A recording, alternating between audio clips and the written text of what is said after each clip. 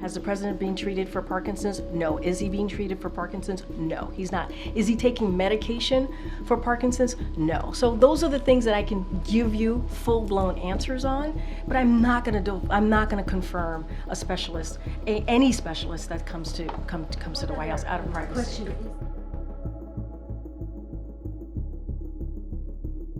Making sure that we're able to make every single solitary person eligible for what I've been able to do with the COVID.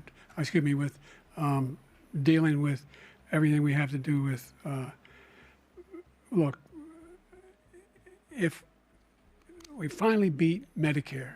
Thank you, President Biden. President Trump? He had a bad night. We've talked about it. He understands people's concerns. We have been out there, as we have been in previous months, but out there obviously in the past 10 days, more than 10 days now, since the debate. And you see from his engagement with everyday people on the ground, you see him with congressional members who are showing their support, speaking on behalf of this president while we're on the ground. Everything that he does day in and day out as it relates to delivering for the American people is a cognitive test.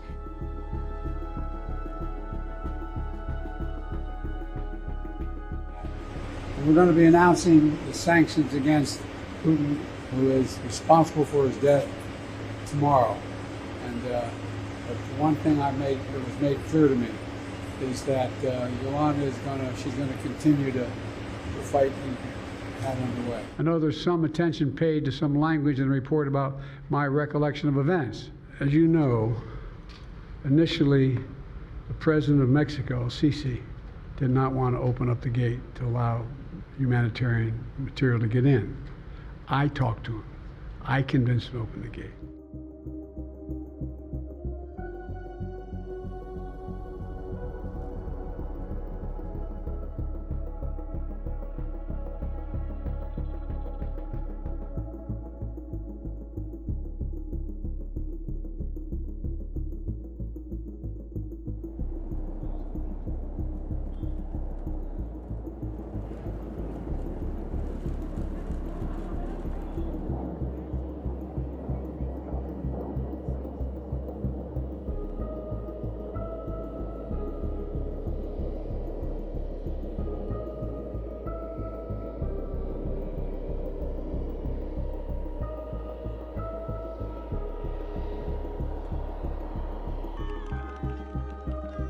You got me, man.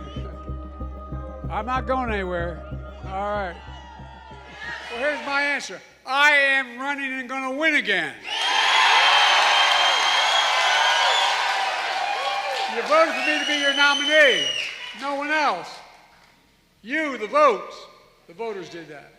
And despite that some folks don't seem to care who you voted for, well, guess what? They're trying to push me out of the race. Well, let me say this as clearly as I can. I'm staying in the race. I'll beat Donald Trump. I will beat him again in 2020. And by the way, you know, I was in that World War I cemetery in France.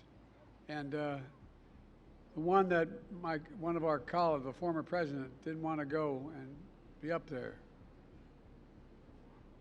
I probably shouldn't even say it. Anyway. We got to just remember who the hell we are.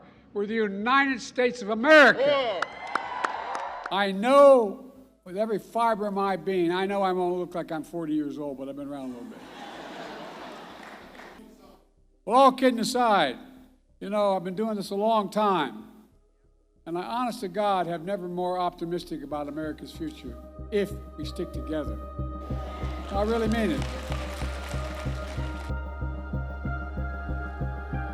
And now I want to hand it over to the President of Ukraine, who has as much courage as he has determination. Ladies and gentlemen, President Putin. President Putin. He's going to beat President Putin.